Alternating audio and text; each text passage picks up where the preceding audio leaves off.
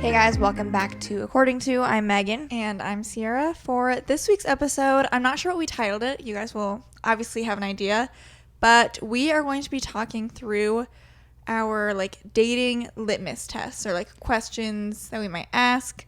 And based off of the thoughts or responses that said person has, that would kind of shape if we see a future. It's it'll tell us everything we need to know about that person. And keep in mind, these are just questions that we thought of and how we would want our future person to respond to these questions. So if you guys wouldn't want your significant other responding in the ways that we want, that's fine. That's fine. That could be your litmus test is the reverse of ours. Yeah. So if you guys if we get through this whole episode and you guys have other litmus tests that you either actually use or thought of during this episode, I'm sure we'll have an episode post where you can comment your own litmus test questions.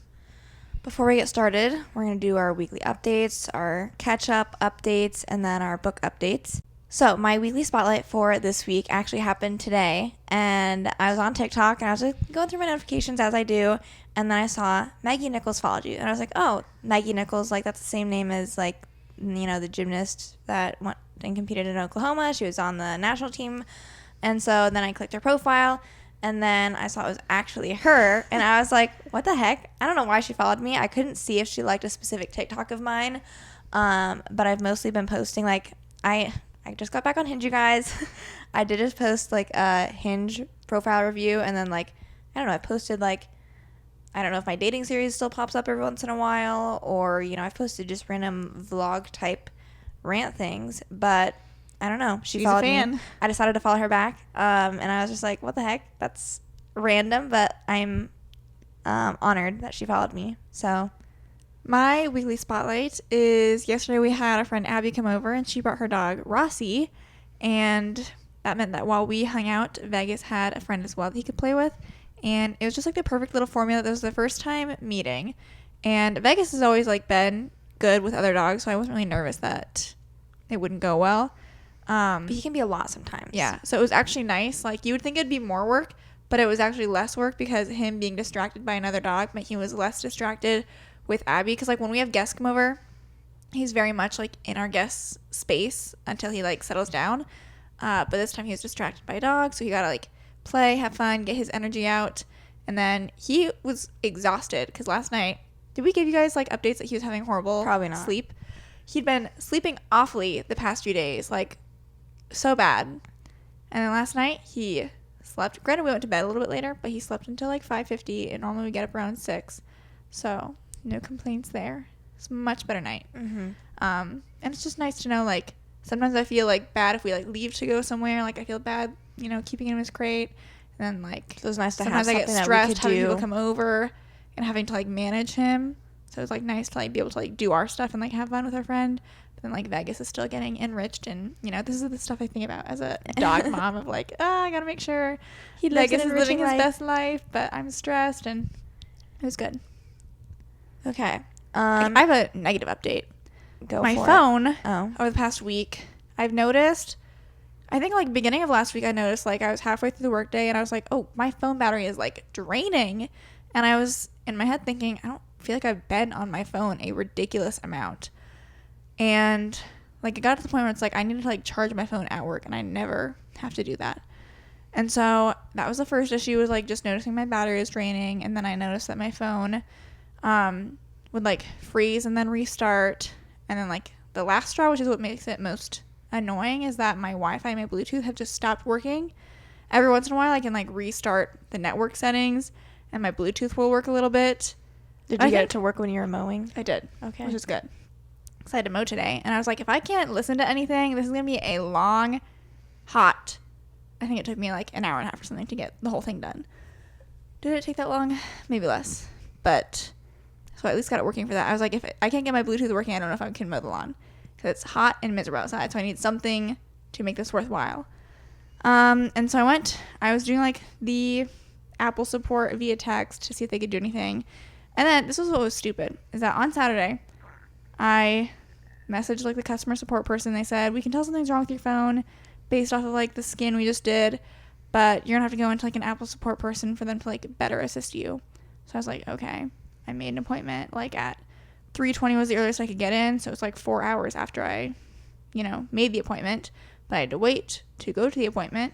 And meanwhile, Megan's like, oh, I'm going to go to our friend's pool. And I was just hanging out. And I was like, well, I would love to go to that, but, like, it would be kind of an awkward amount of time for me to have to, like, go to the pool and then have to, like, come back or, like, shower and, like, then go to the appointment. So I was like, I'll just not go to the pool. And I go to the appointment, and I think it took him all of, like, 5 minutes to basically say, yeah, I mean, I don't know that we can really do anything for you. If anything, it would cost, like, there's one option that's $100 or, like, an option that's $400. Like, at that point, you probably just replace the phone. And I was like, awesome. Thank you. And, like, it's not so much that I'm, like, annoyed or mad at this one specific person, but I'm just, like, it was just an annoying situation of, like, I could have just gone to the freaking pool then and, like, not had to worry about this appointment. Yeah. So, coming up, I will probably have to get a new phone. But, like, my phone still works, and, like, it's mostly, honestly, the Bluetooth part that's the most annoying. Because my phone works pretty well without being on Wi-Fi. Yeah. But, the Bluetooth, like, in my car, I had to turn the radio on, and I was like, I miss my songs. So, that's the most annoying part. Hopefully within the next week, I will get an upgrade. Maybe I'll have to get a new phone case.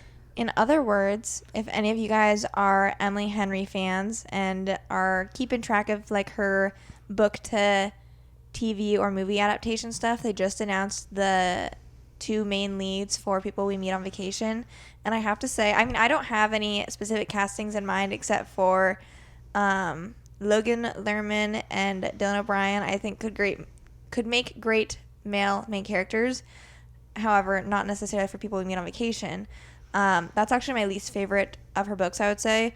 But Tom Blythe, who was in the Ballad of Songbirds and Snakes, he is going to be Alex. And then Emily, it's Bader or Blader? I think it's Bader.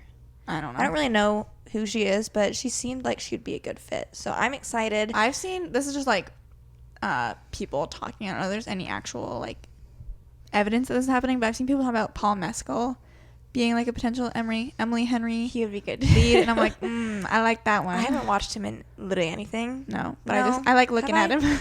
But he's got a nice face. Yeah, so I could see him as being one of the leads.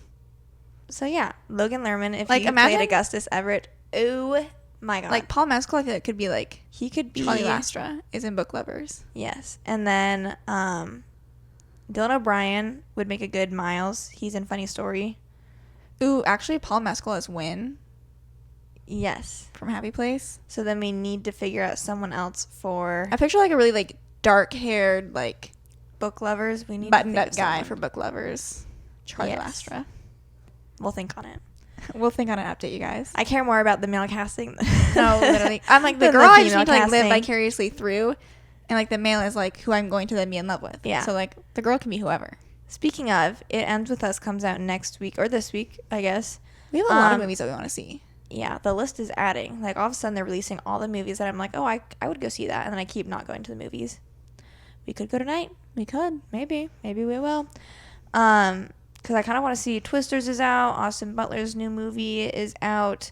I even would maybe go see Deadpool and Wolverine, but I'm not really like a Marvel person. I feel like people said you need to see the previous ones first. Oh, well then, I don't know. Not. I don't really have an interest to see that I just found out that Ryan Reynolds' character is disfigured as Deadpool. I did not know that. In what way? Like, he was like a victim of some sort of experiment or something where like him without his suit on, like he's got kind of like a disfigured face. I didn't know that. So that was news to me. And then in terms of, I know last week we discussed our podcast and possibly wanting to make some updates with the cover, possibly the set. And we've got some updates. So we were talking through podcast cover design.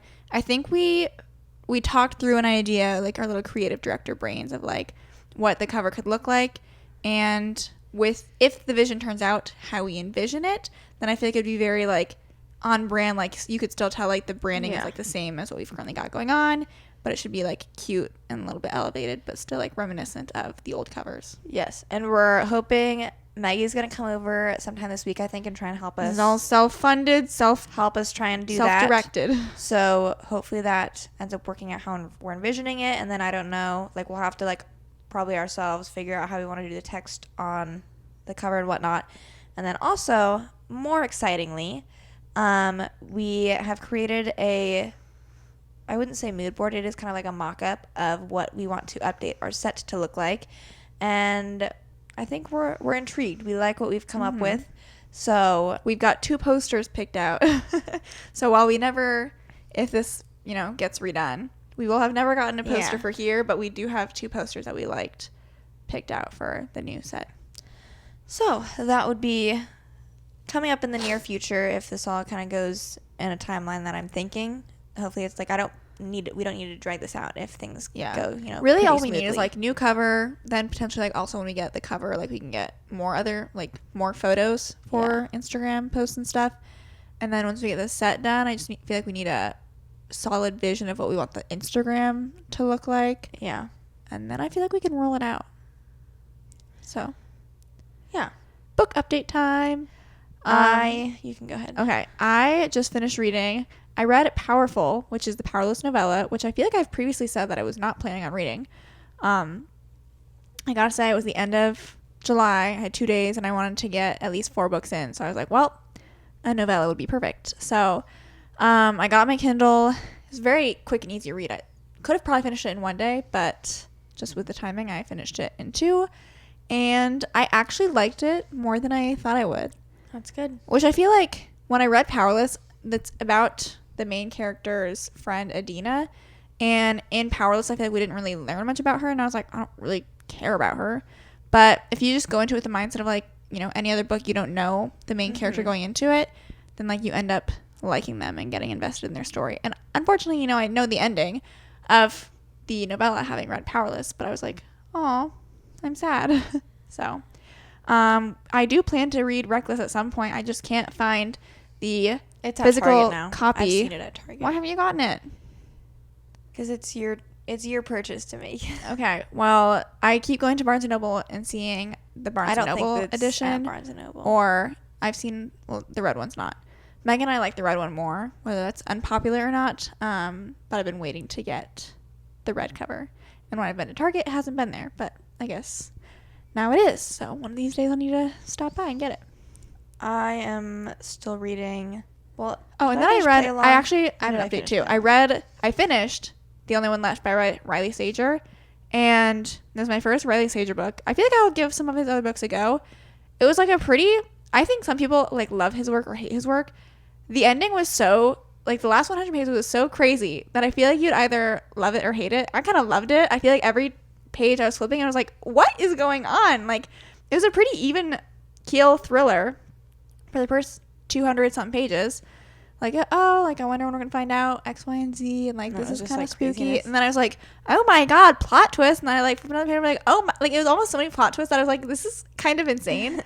So I want you to read it at some point, and like then I can know your thoughts. But I enjoyed it. I gave it 4 stars.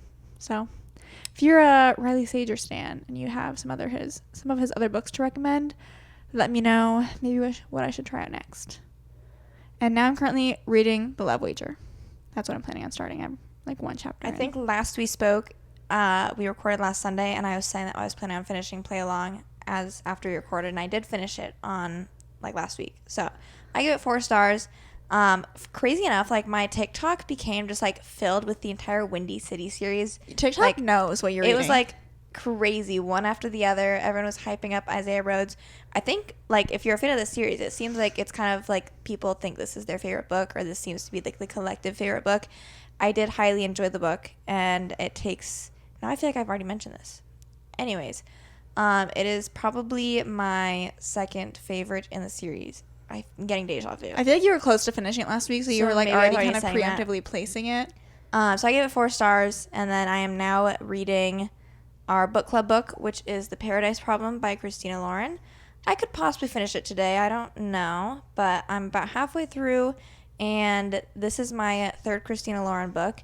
I'm enjoying it so far. I think that it'll be nice to have a book club book that I'm at least like, okay, this was like good, and I enjoyed it. Granted, I liked Scythe, but some of the other ones that we've read have kind of been some misses recently. So at the very least, I don't think this is going to be like my new favorite romance by any means, but it is enjoyable, and I'm liking it. I thought I had any other. Oh, this is not a book update. So are you done? Do you have any other book stuff you want to share? No.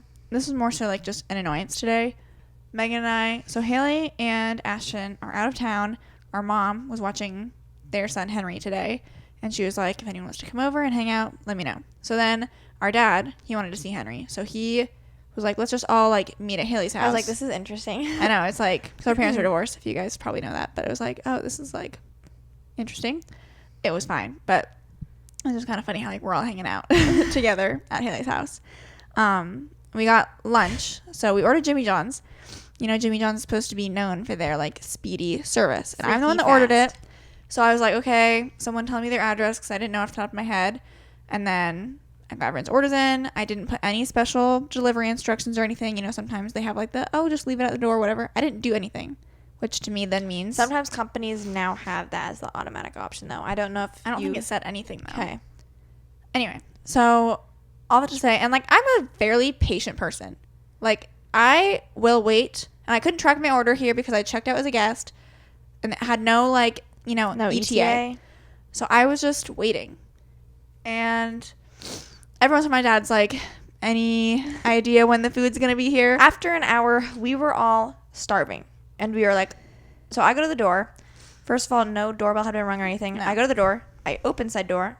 I look at the mat in front of the door. There's no food there. I close the door. Let it be known. And I had done that once before you. I don't know if the food had been delivered at that point because we'll get to that. But like I had opened the door as well and checked. Granted, again, I do not know if the food was there because I don't remember peeking around the corner or anything. Well, I didn't think I was going to have to peek around the corner. But all that to say, I call the Jimmy John's and I'm like, hey, I want an update on the food that I ordered an hour ago. So I gave the address and he said, oh, it says it's already been delivered. And so then I'm like, where'd they put it? And so I'm like, I'm still on the phone with this person as I'm like going to check the door. And I open the door and like this time I peek all the way outside and it's like around the corner, like on the side of the door. And then I think I like quickly, like not like hung up, but I was like, oh, like it's here. And then I hung up. And I mean, it had been there for a while because like our ice for our drinks totally melted. My pop had started being watered down at that point. Mm-hmm. So it was more so just like, I don't know if Haley has a storm door though. Like I could see if someone has, they put it literally like, I opened the door, I should be able to see within my line of sight. It had to have been tucked around that corner. Because I was like, okay, so if people have a storm door, you don't want to, it was still on the step though. Your food out of the way. Like it was on the step. The step? Yes. No way. Yes, it was. Just not around the corner? It was quite literally, there's a step right outside the front door.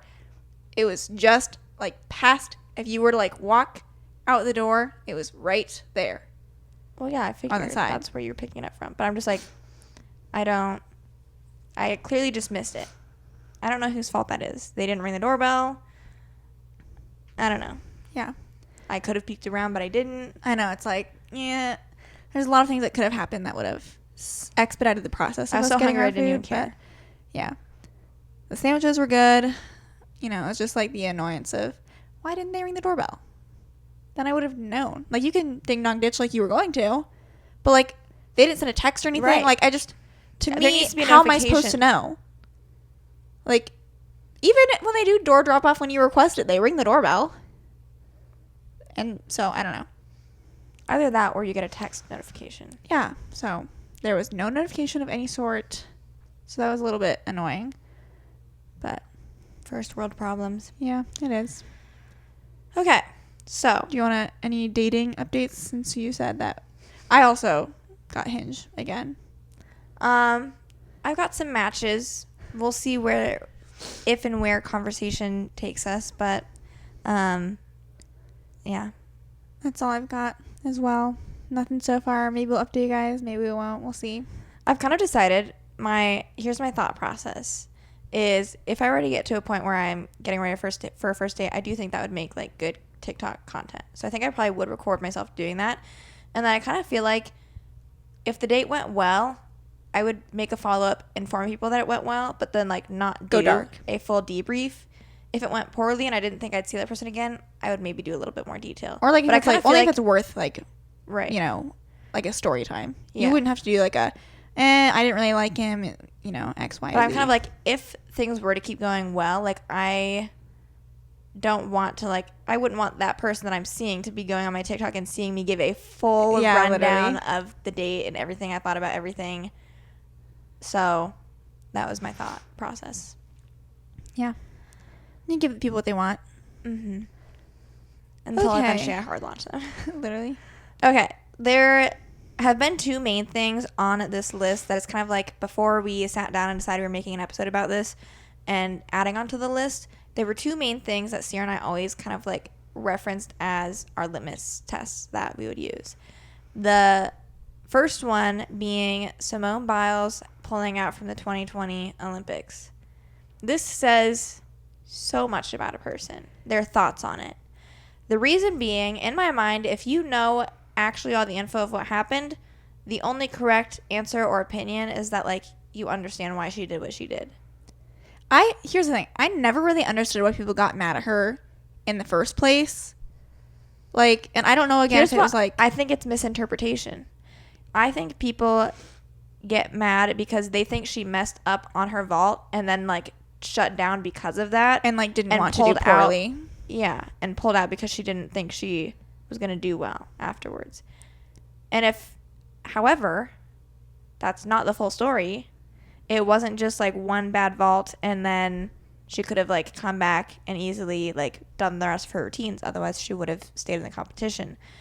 And that's hard to explain when like she's pulling out and she doesn't have a physical injury, because then it kind of turned into like, I don't know what like was exactly released, but it was like people having to say like, oh, she's pulling out for like mental health reasons or like mental reasons. And I think it's more so like, my understanding of it now is that it's like a mental health like exacerbation manifesting as the twisties, was like my final interpretation of what happened at the Olympics. Is that in your mind what happened? I mean, I mostly just look at it as like she got the twisties. Yeah, but like she's also like talked about mental health. I think the mental health was exacerbated because of the response to her pulling out, and then I think it kind of got tied together as like she had to pull out. The backlash she got from that and people disliking her turned into this whole thing of her having a bad time with her mental health, and then that becoming top of the story. That's kind of what I think happened. Okay. Anyway, not that the twisties have not already been explained 1,000,001 times by a bunch of different people, but like the whole idea of her pulling out because she had the twisties is like quite truthfully the only correct thing to do, because once you have the twisties, nearly every other event she performs on requires some form of twisting that if she were to do incorrectly will seriously injure her or could kill her, like if she landed on her head. Yeah. And like she came back and did what she could do on events that she qualified for, so clearly she was not trying to just like say see you later, goodbye, I'm peacing out. She had the courage to try and do what she came to do. And also just like, how are you going to be that invested in someone else's Olympic career and story? Like, why do you care that she pulled out?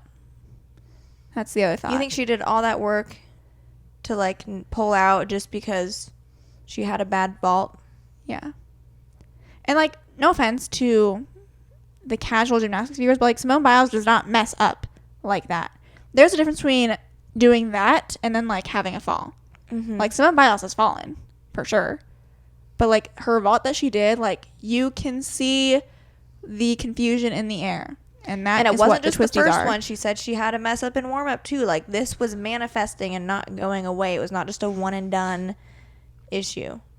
Anyway, so all that to say, if you ask a man or anyone, but you know, this conversation we're talking about dating, if you were to get his insight on, you know, that, and he was like, oh, like I thought that was kind of like crazy that she pulled out, like I, you know, didn't like that, I would have been like, I'd be like, do you know the full story? And then oftentimes they don't, and then I'm like, interesting for you to have an opinion when you don't know the full thing, because you could say I don't really know. That's perfectly fine. Which also, can we have like, since we're on the topic of Simone and the Olympics, can we do a little side tangent for how gymnastics and specifically women's gymnastics have been absolutely killing it? It's been so fun to watch. So we just watched, it's Sunday as we're recording this, and we just watched Suni Lee win a bronze on bars, and I loved her reaction. She has the cutest little reactions, like when she ends up on the podium. And it was just a good routine. The leotards look so much better on and when they're performing than when they first did the reveal on Instagram, because I was kind of like, I don't know how I feel about it. But I feel like historically that's also been the case. So I was like, I'm gonna wait until they start performing before I make any opinions. And I remember specifically the red one, I was like, I don't like it. And now that they've worn it, I'm like, oh, I like the red one. So comment your favorite Olympic leotard thus far. Okay, the next one, this is a common one, you guys. This is not mind-blowing, but just someone's thoughts and opinions on Taylor Swift. I feel like if someone has anything but like positive or neutral views, like if you're gonna actively just like, if someone were to say, like if it came up topic of conversation and all of a sudden anyone, but specifically a guy, if they were like stepping up onto their little soapbox about ready to like go off on why they can't stand Taylor Swift, I am taking 10 steps back. First of all, Taylor Swift is probably like one of our most listened to artists, so she will be on in the car. And honestly, I want you singing along to the 10-minute version of All Too Well with me. So like, first and foremost, I want someone who's either neutral or like is not even a Swiftie, but just like can they sing with me a little bit, like love story, like give me something, give me some Travis Kelce energy. And like, again, you don't have to be the biggest Taylor Swift fan, but like I just think it's weird when people actively dislike her. Okay, this is one where I don't know if I necessarily would have like a right answer, but like this was what I found next on my list. So anything that's like a trolley problem or other moral dilemma situation could be a good litmus test. I don't know any other litmus tests. Do you have a preferred answer for the trolley problem? I was trying to think of that, and I was kind of like, I don't know if I do, honestly. Because on one hand, it's basically like, do you do something for like the greater good of others, or do you, versus like playing God? It's kind of like the two things. But I don't know. Because even I go back and forth with what one I would pick. I kind of feel like, honestly, like I don't want to play God. I couldn't actively make the choice to change the outcome of that situation. I feel like this is not an option in the trolley problem, but I feel like yell for them to get off the tracks. Well, like not yell, but like they're tied to the tracks, right? So I feel like I would like go and like try to get those people off the tracks in whatever way I could. I don't think I would. That's not an option. I know, but like the other option is to flip a switch and then you are the one deciding. Like I just don't think I could do that. So I'd be like, I'll try and get these people off. You can't do that, but I don't think I have like a preferred answer for that one. I feel like every guy that I've ever asked, conversation though. I feel like every guy that I've ever asked said that they would switch it. What does that say? I don't know. About men they're versus okay women. playing God. Probably. It's the question when you ask, do you think you could land a plane without any experience? Oh my God, that should be on that should be on here. That's not really a litmus thing. It's more like guys just tend to be like way overconfident. They're like, I feel like I could do it, and I'm like, why do you think you could? I have complete confidence that I couldn't. Yeah. You tell me to try like heck to though, because I'd be trying to land that plane. You tell me to get in the cockpit and say like land this plane because we're gonna crash. I'd be like, oh my God, I'll try, but it's not gonna happen. I'd be like, do you guys have parachutes or something? That's our best bet. Eject the chair, maybe. So yeah, add that to the list. Maybe that's more of a funny one. Mm-hmm. Okay, this one is pretty common as well. It's not so much like a question, but just an observation: how they treat wait staff or any servers. Mm-hmm. I have never, granted I've been on so few dates in my life, but I've never witnessed someone where I've actually like appalled at like how they're treating someone. If I was in a situation where like I was just absolutely appalled by the person I was on a date with, do you think you would leave a date early? I don't know. That's probably easier to think about doing than actually doing. Like it might be one of those situations you just kind of like. I feel like in the end, I would feel too bad. I'd be like, oh, like I shouldn't leave early, even if they're being mean and rude, because then I feel bad for him. I probably would stay, like just knowing you realistically, I'd probably be like, I'm just putting up with this until I'd probably be trying to like all right, we're done. Along to be like, let's get out of here. Well, like I'll get out of here. I'll get out of here. Let's get out of here separately. I'd be appalled though. Like yeah. I feel like are there certain things that you imagine like when people talk about like how the other person you're on a date with treats wait staff, is there anything you would notice that would be like green flags, like bonus points versus like neutral versus like red flag?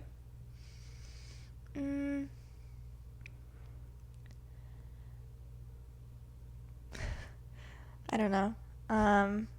Green flag, maybe like if, I don't know, just like don't be rude. Okay. That's a green flag. Just be a good, cordial person. Yeah. If you're personable with the waiter, like, or waitress, that's good. Yeah. I don't have anything either. I just didn't know if you had anything. This is a big one, so I feel like I don't know how easily it would come up on a first date, but like how they deal with unexpected issues, like travel delays or something would be like such an example of that. So that's not like a first date situation or scenario, but like I just like how flexible are you? How you deal with unexpected issues that you don't have any control over is such a. It gives me the ick when people like make the biggest deal out of something that I'm like, it's not that big of a deal. Or like we have no control. We literally can't control it. They can't control it. The people you're yelling at, they can't control it either. Like as frustrating as situations like that may be, we're all human. With the punches. And at the end of the day, like we will get either where we need to go or things will work themselves out. I would hate to travel with someone where I was like, I'm starting to see like the worst version of you right now. Hopefully we'd be on our way home.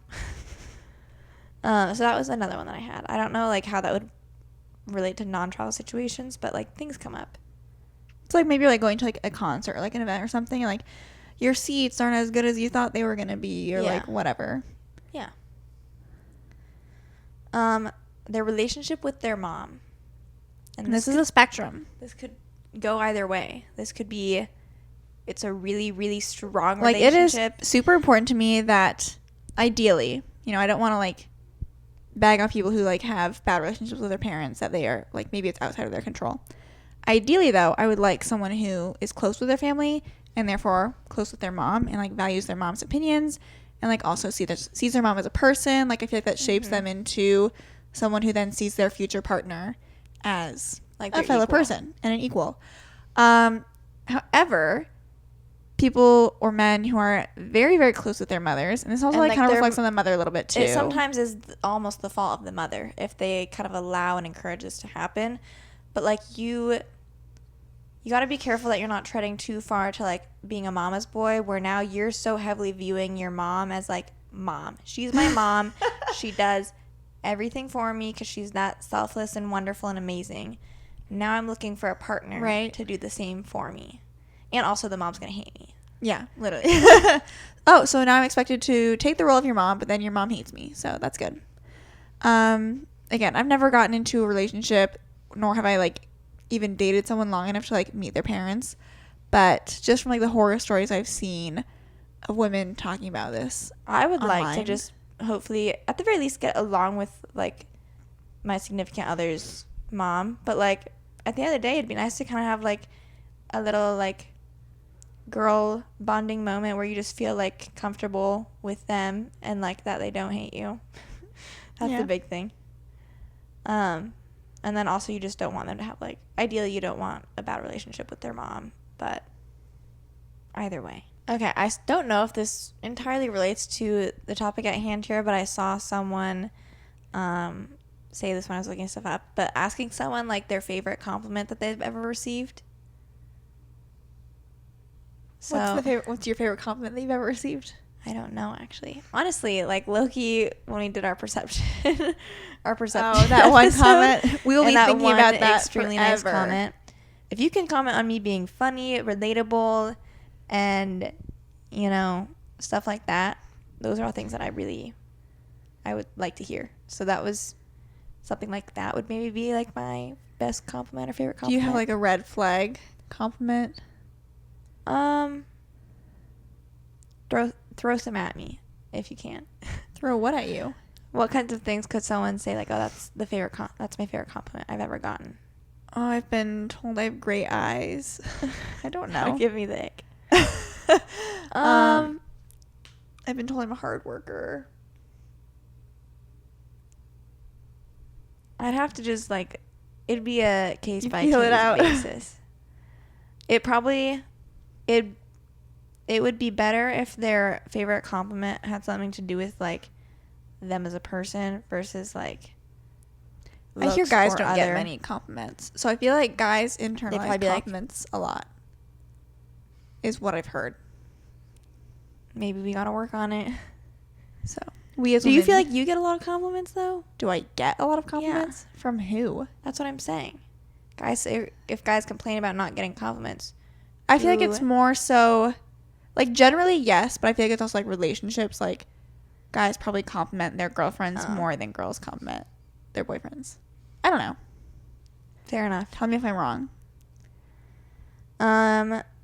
Okay, we've shouted about this before, but their reaction to Harrison Bucker's speech at the graduation ceremony. I have another one out of this list. Okay.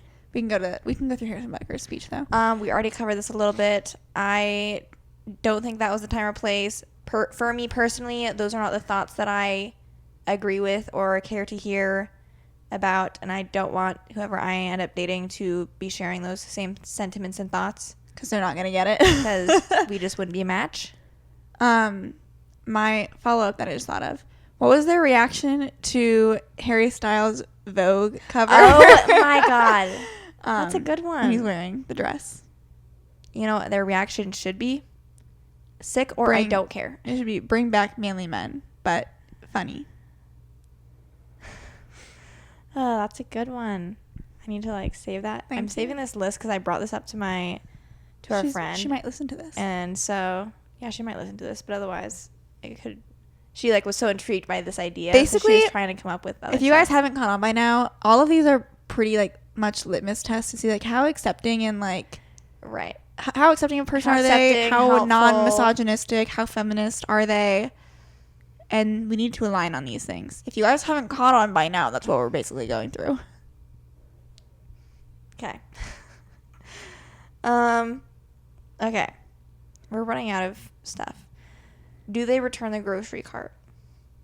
This is again, if you can't walk for the greater good of the people, for the greater good of the parking lot, if you cannot return your grocery cart to the cart corral, it's a red flag. Mm-hmm. I don't care how hot it is. I don't care if it's pouring rain. I don't care if the cart corral is freaking full. Yeah.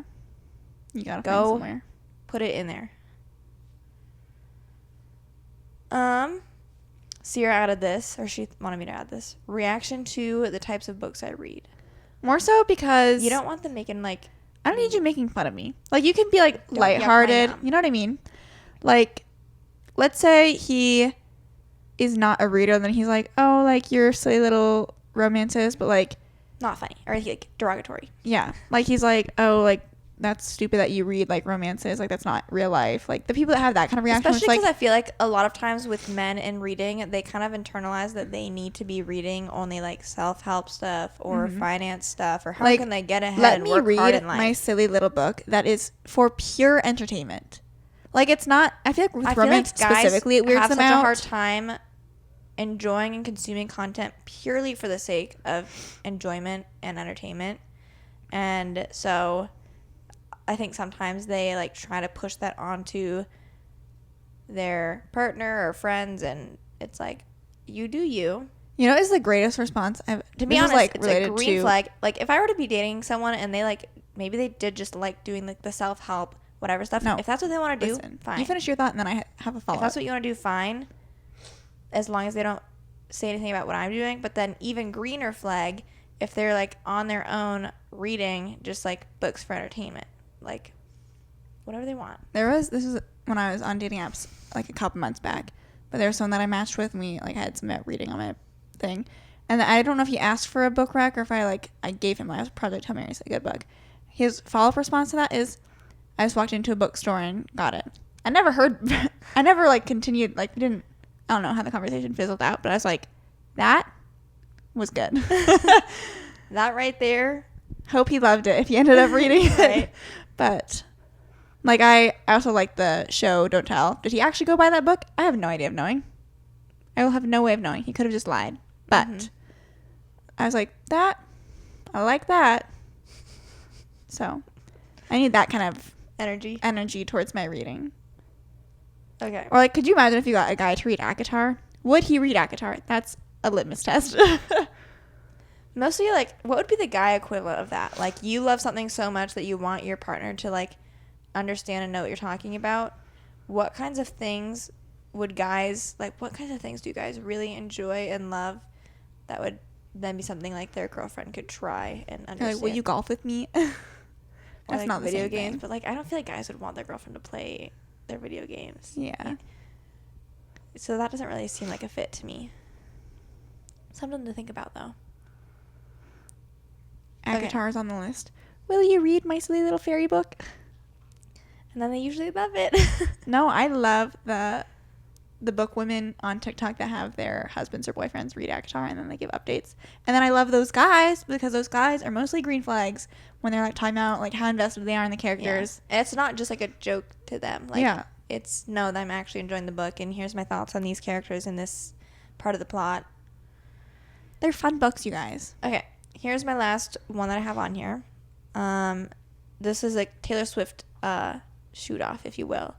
But their reaction specifically to The Man by Taylor Swift, either listening to it on the radio or this made me think of our dad a little bit, even though like I love my dad. So like, but he did fail this litmus test a little bit. When I was showing he won the litmus test of me agreeing for me to show him Taylor Swift the Eras Tour though. Okay. So like you give and you take. When I was watching it with him, Ciera was there too. Taylor Swift does The Man as part of the Lover set. And it's basically like talking about just like, you guys know the Man. You know the song. And I think most women would like generally agree to the sentiment of like, that's kind of the world we live in. And I'm not saying that like the world is super oppressive towards women, at least like not the world we live in. But like I can agree with the message Taylor Swift was saying in the song. And our dad's just like, you guys don't really think like that this is like, do you really feel like you're held back like compared to men and whatnot? And Ciera and I were like, we're not going into this whole, I'm just trying to watch the Eras Tour, okay? Literally. So I was just like, I mean, I think we both just like basically didn't say anything. And we were like, eh. And then maybe dad's just like so confident he raised such strong and powerful women. Like, there's no way you guys don't, you know, have a leg up in this world. Like, you can do anything in the world. You guys are unstoppable. We'll just say that's what he was thinking. Yeah. So those were all the ones I had. So I'm trying to think of like any other. The Harry Styles was a good one. It's also hard, like, you know, we are here in Iowa and like it's a conservative world out here. Yes. And, you know, to each their own. I hope you conservative folk find your conservative folk, but you will not be with me. So less Vegas, if you could hear that. So that's the other like issue with, I mean, Hinge is good because you can kind of like weed that out if that's important to you. But it's just like, yep, I do live in Iowa. So it makes it. Sometimes like everything else checks all my boxes and then I'm like, I can't. I just don't see. Yeah. If I let this go now, then like, you know, how much can I handle? Later. So yeah.